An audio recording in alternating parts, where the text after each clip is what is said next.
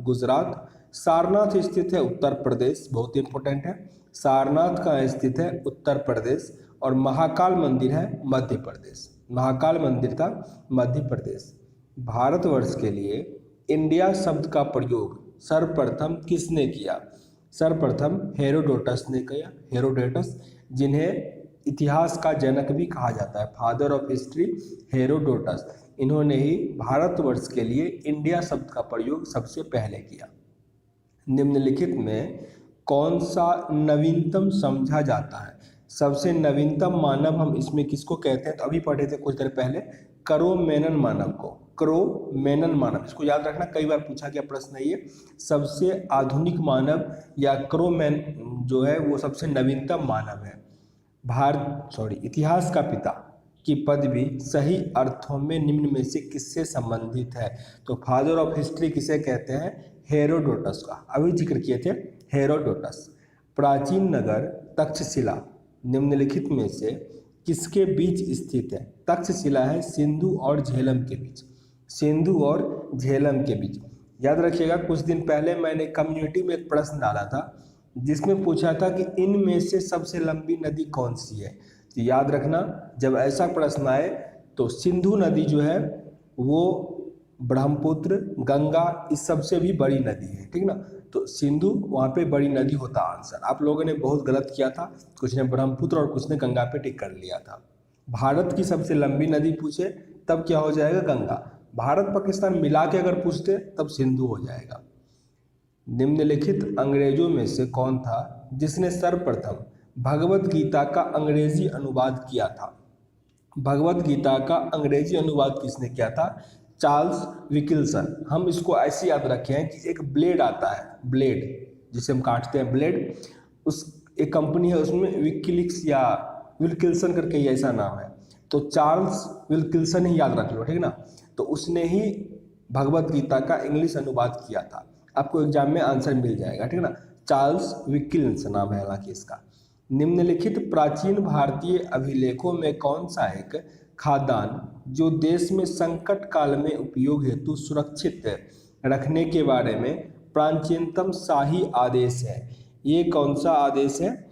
तो सहगौर ताम्रपत्र आदेश था, सहगौर ताम्रपत्र। अच्छा, यहाँ पे बता दें कि अगर आप लोगों को भगवत गीता सुनना हो, ठीक ना, ऑडियो फॉर्म में, तो एक खबरी ऐप है जहाँ पे मेरा भी चैनल है, अध्ययन केंद्र है, वहाँ पे उसमें सर्च करोगे तो भगवत गीता आपको पे पूरा मिल जाएगा ऑडियो फॉर्म में।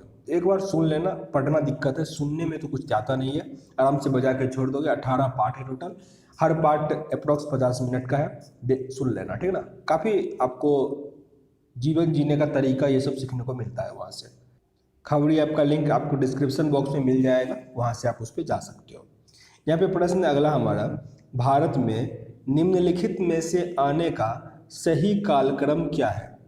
भारत में निम्नलिखित में से आने का सही कालक्रम क्या है? तो पहले क्या आया था? नगर संस्कृति, नगर संस्कृति, फिर लोहे का हल, आहत मुद्रा चांदी के सिक्के, और उसके बाद सोने के सिक्के। तो आंसर हमारा यहाँ पे डी है। प्राचीन भारत में निम्नलिखित में से कौन सा एक लिपि दाईं से बाईं ओर लिखी जाती थी? ये इस बार बीपीएससी में पूछ लिया था, 2019 वाले बीपीएससी में ये प्रश्न पूछा गया था, तो काफ़ी इंपॉर्टेंट है। आंसर क्या होता है? खरोष्ठी लिपि। खरोष्ठी लिपि में अशोक का एक अभिलेख भी देखने को मिलता है। कमेंट बॉक्स में बताइएगा कि अशोक का कौन सा अभिलेख खरोष्ठी लिपि में लिखा गया है, ठीक ना। और ये लिपि क्या होता है? उर्दू की तरह दाएं से बाएं की ओर लिखा जाता है। हम लोग क्या करते हैं, हिंदी जो लिखते हैं, ये हमारा बायां साइड है, बाएं से दाएं की तरफ लिखते हैं, पर उर्दू क्या होता है? अपोजिट लिखा जाता है। तो वैसा ही आपका खरोष्ठी भी क्या है? दाएं से बाएं की तरफ लिखा जाता है। निम्नलिखित में से कौन सा एक प्राचीन भारत में व्यापारियों का निगम था? इनमें से कौन सा एक व्यापारियों का निगम था? मणिग्राम, मणिग्राम। पुलकेशिन प्रथम का बादामी शिलालेख शक वर्ष 465 का दिनांकित है। यदि इसे विक्रम संवत में इंकित किया जाए तो क्या फर्क पड़ेगा? ये क्या हो जाएगा? 601 हो जाएगा, 601। अगर आपको ऐसे याद करना है, इसको कितना का डिफरेंस हो जाता है? 136 वर्ष का, 136 वर्ष का डिफरेंट होता है, ठीक ना। विक्रम संवत क्या होता है, पहले उसका हुआ था कितना ईस्वी में, 58 ईसा पूर्व में, तो वो पहले आता है, फिर ये 76 ईस्वी में हुआ था शक संवत। तो डिफरेंस कितना का हो जाता है, अप्रॉक्स 36 वर्ष का हो जाता है, इसको थोड़ा याद 138 वर्ष का हो जाता है। यहाँ पे सूची 1 और सूची 2 दिया गया है, आपको सुमेलित करना है। अच्छा, कमेंट बॉक्स में एक बात बताना कि शक संवत का पहला महीना कौन सा होता है, ठीक ना, जी मेरे दिमाग में प्रश्न आ रहा था क्योंकि एक एसआई का एग्जाम हुआ था सब इंस्पेक्टर का, उसमें पूछा गया था कि शक संवत के अनुसार पहला महीना कौन सा होता है। और हम लोग जो भी यूज़ करते हैं जनवरी फरवरी, ठीक ना, ये कौन सा कैलेंडर होता है, तो वो होता है ग्रीगोरियन कैलेंडर, ग्रीगोरियन कैलेंडर, याद रखना इसको भी। अच्छा, ये प्रश्न सूची 1 और सूची 2 आपको मिलाना है। तो गुप्त क्या था, देवगढ़, गुप्त कहाँ था, देवगढ़ में। चंदेल था खजुराहो का मंदिर बनाया था उसने, चंदेल खजुराहो का। चालुक्य क्या बनाया था, बादामी, चालुक्य बादामी। और पल्लव पनमले, पनमले। आगे फिर सुमेलित करना है, राज्य और राजधानी दिया गया है। तो चेर का राजधानी था करयूर या बांजी, चोल का राजधानी था पुहर या कावेरी पट्टनम एवं उड़ियूर, और पांडे का था कोकई एवं मदुरई, कोकई एवं मदुरई। मुद्रा राक्षस नामक पुस्तक के लेखक कौन है, ये तो याद होगा, विशाखा दत्त, विशाखा दत्त। बौद्ध, जैन एवं ब्राह्मण धर्मों में कौन सी धारणा एक जैसी है, बौद्ध, जैन और ब्राह्मण धर्मों में कौन सी धारणा एक जैसी है, तो कर्मवाद का सिद्धांत, कर्मवाद का सिद्धांत। बिहार महान धार्मिक केंद्र है, बिहार महान धार्मिक केंद्र है किसका, तो सिखों के लिए भी, बौद्धों के लिए भी और जैनों के लिए भी। आंसर क्या होगा, इनमें से सभी के लिए। इसमें से कौन सा सुमेलित नहीं है, तो हिंदू में गीता है, बौद्ध धर्म में धम्मपद, मुस्लिम में कुरान और जैन धर्म में बाइबिल। ये आपका क्या हो जाएगा, गलत हो जाएगा, जैन धर्म में बाइबिल नहीं।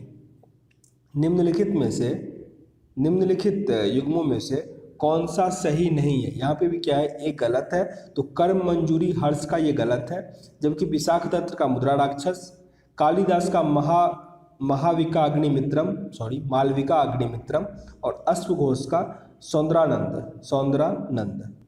बाइबिल किसका है, ईसाई धर्म का, बाइबिल किसका है, ईसाई धर्म का। आंसर यहाँ पे क्या बनेगा, डी।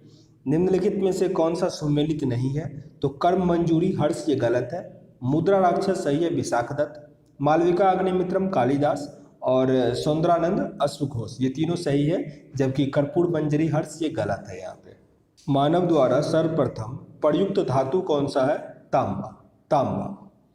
प्राचीन भारत में हुई वैज्ञानिक प्रगति के संदर्भ में यहाँ पे कौन सा कथन सही है, ये आपको बताना है। तो प्रथम सदी ईसा पूर्व में विभिन्न प्रकार के विशिष्ट शल्य औजारों का उपयोग हुआ था, मतलब आम था, ये सही है। दूसरा है, तीसरी सदी ईस्वी में या उसके आरंभ में मानव शरीर के आंतरिक अंगों का प्रत्यारोपण शुरू हो चुका था, ये बिल्कुल गलत है, उतना पहले ये नहीं हुआ, ये गलत हो गया। 5वीं सदी ईस्वी में कोन या जिया का सिद्धांत ज्ञात था, पता है, ये सही है। 7वीं सदी में चक्रीय चतुर्भुज का सिद्धांत ज्ञात था, तो ये 3 यहाँ पे सही है, जबकि दूसरा क्या है, गलत है। आगे प्रश्न है हमारा, प्राचीन भारत में योद्धेय कौन था, प्राचीन भारत में योद्धेय कौन था, एक गणतांत्रिक जनजाति, एक गणतंत्रात्मक जनजाति। आंसर है यहाँ पे सी। बोरोबुदूर किसका स्थल है, बोरोबुदूर है जावा की 8वीं शताब्दी ईस्वी में निर्मित एक बृहद स्तूप। आंसर है यहाँ पे बी। तो टोटल 46 प्रश्न थे, वो मैंने कंप्लीट कर लिया। उम्मीद करते हैं यहाँ से कुछ सीखने का मौका मिला होगा। सेशन अगर अच्छा लगा हो तो लाइक कीजिए, पसंद ना आया हो डिसलाइक भी कर सकते हैं, पर कारण जरूर बताइएगा। पर ध्यान रखिएगा, इसके बाद एक मास्टर वीडियो आएगा, उसको जरूर देखिएगा, जिसमें आपका पूरा रिवीजन हो जाएगा प्राचीन भारत का। इसके बाद हम पहले मॉडर्न हिस्ट्री पढ़ लेंगे, क्योंकि मध्यकालीन भारत जो है वो इम्पोर्टेंट है, पर उसके लिए पढ़ना बहुत अधिक पड़ता है। तो आधुनिक भारत पहले कंप्लीट कर लेते हैं, फिर हम मध्यकालीन भारत भी कंप्लीट कर लेंगे। तो मिलते हैं नेक्स्ट वीडियो में, तब तक के लिए जय हिंद।